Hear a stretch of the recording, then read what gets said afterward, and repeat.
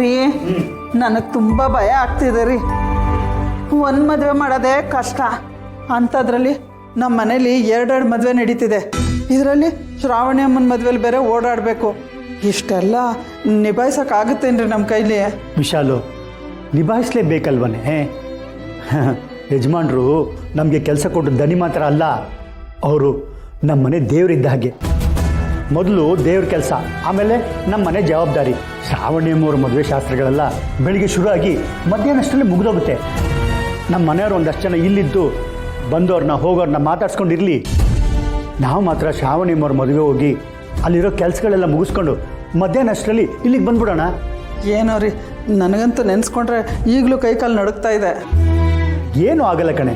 ಎಲ್ಲ ಚೆನ್ನಾಗಿ ನಡಿಬೇಕಾದ್ರೆ ಜೀವನ ನಡೆಸೋದು ಕಷ್ಟ ಏನೂ ಅಲ್ಲ ಕಣೆ.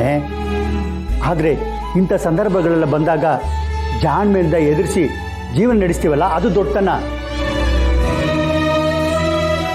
ಏನಪ್ಪ ಇನ್ನೂ ಸೀರಿಯಸ್ ಆಗಿ ಮಾತಾಡ್ತಾ ಇದ್ದೀರಾ? ಮದುವೆ ಮನೇಲಿ ಮದುವೆ ಮಾತುಕತೆ ಬಿಟ್ಟು ಇನ್ನೇನು ಮಾತಾಡ್ತಿರ್ತೀವಪ್ಪ? ಮದುವೆ ಬಗ್ಗೆನೇ ಮಾತಾಡ್ತಿದ್ವಿ. ನಮ್ಮ ಮನೇಲಿ ಜೋಡಿ ಮದುವೆ ಬೇರೆ, ಶ್ರಾವಣಿ ಅಮ್ಮನ ಮದುವೆಗೂ ಹೋಗ್ಬಿಟ್ಟು ಬರಬೇಕಲ್ಲ. ಇಷ್ಟೆಲ್ಲ ನಿಭಾಯಿಸೋಕ್ಕಾಗುತ್ತಾ ಅಂತ ನಿಮ್ಮ ಅಪ್ಪನ ಕೇಳ್ತಾ ಇದ್ದೆ. ನೀನೇನು ತಲೆ ಕೆಡಿಸ್ಕೊಂಬೇಡಮ್ಮ, ಎಲ್ಲ ನಾನು ಹ್ಯಾಂಡಲ್ ಮಾಡ್ತೀನಿ. ಅಷ್ಟಕ್ಕೂ ಆ ಮನೇಲಿ ನಡೀತಿರೋ ಮದುವೆಗೂ ನಮ್ಮ ಮನೇಲಿ ನಡೀತಿರೋ ಮದುವೆಗೂ ತುಂಬ ವ್ಯತ್ಯಾಸ ಇದೆ. ಅಲ್ಲಿ ದುಡ್ಡು ಕಾಸು ಇದ್ದರೆ ಮದುವೆ ನಡೆದೋಗುತ್ತಮ್ಮ. ಆದರೆ ಇಲ್ಲಿ ಕೆಲಸಗಳಾಗಬೇಕಂದ್ರೆ ಜನಗಳು ಬೇಕು.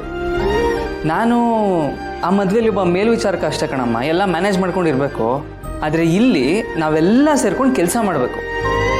ಎಲ್ಲ ಆಗುತ್ತೆ, ನೀನೇನು ತಲೆ ಕೆಡಿಸ್ಕೊಂಬೇಡ. ಆಮೇಲೆ ಅಪ್ಪ, ನಿಂಗೊಂದು ವಿಷಯ ಹೇಳಬೇಕಾಯಿತು. ಸಾಲಿಗ್ರಾಮದಿಂದ ಲಲಿತಾದೇವಿ ಅಮ್ಮವ್ರು ಬಂದಿದ್ದಾರೆ. ಏನು, ಲಲಿತಾದೇವಿ ಅಮ್ಮವ್ರು ಬಂದಿದ್ದಾರಾ?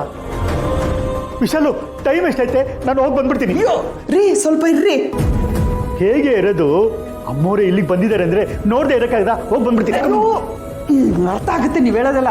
ಆದರೆ ಅಲ್ಲಿಗೆ ಅಮ್ಮನ ಮುಂದೆ ಹೋದಾಗ ಇವ್ನು ಮದುವೆ ವಿಚಾರ ಮಾತಾಡಬಾರ್ದು ಅನ್ನೋದು ನೆನಪಿರುತ್ತೆ ತಾನೇ? ಹೌದಪ್ಪ, ನನ್ನ ಮದುವೆ ಯಾವತ್ತು ಅಂತ ಶ್ರಾವಣಿ ಮೇಡಮ್ಗಾಗಲಿ ಯಜಮಾನ್ರಿಗಾಗಲಿ ಅಥವಾ ಲಲಿತಾದೇವಿ ಅಮ್ಮವ್ರಿಗಾಗಲಿ ಹೇಳೇ ಇಲ್ಲ.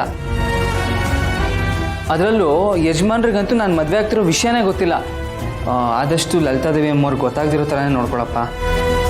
ಅಯ್ಯೋ ಭಗವಂತ, ಅಮ್ಮವ್ರ ಮುಂದೆ ನಿಂತು ಮಾತಾಡ್ತಿದ್ರೆ ನನಗೆ ಯಾವುದು ನೆನಪೇ ಇರಲ್ಲ ಕಣೋ. ಅವ್ರ ಹತ್ರ ಸುಳ್ಳು ಹೇಳೋಕ್ಕೂ ಇಂಥ ವಿಷಯನ ಮುಚ್ಚಿಡೋಕ್ಕೂ ನನ್ನ ಕೈಲಿ ಆಗಲ್ಲ ಕಣೋ. ಹಂಗಾದ್ರೆ ನೀವು ಹೋಗ್ಲೇಬಾರ್ದು ಅಲ್ಲಿಗೆ. ಹೆಂಗಿದ್ರು ಯಜಮಾನ್ರನ್ನ ನೋಡಿಕೊಂಡು ಲಗ್ನ ಪತ್ರಿಕೆ ಕೊಡೋಕೆ ಹೋಗ್ತಿರಲ್ಲ, ಆವಾಗಲೇ ಅಮ್ಮನವ್ರನ್ನ ನೋಡ್ಕೊಂಡು ಬನ್ನಿ. ಅದು ನಿಜನೇ ಕಣೆ. ಅಮ್ಮವ್ರನ್ನ ನೋಡದೆ ಇರೋಕ್ಕೆ, ಮಾತಾಡದೆ ಇರೋಕ್ಕೆ ಮನ್ಸು ಕಷ್ಟ ಆಗ್ಬೋದು.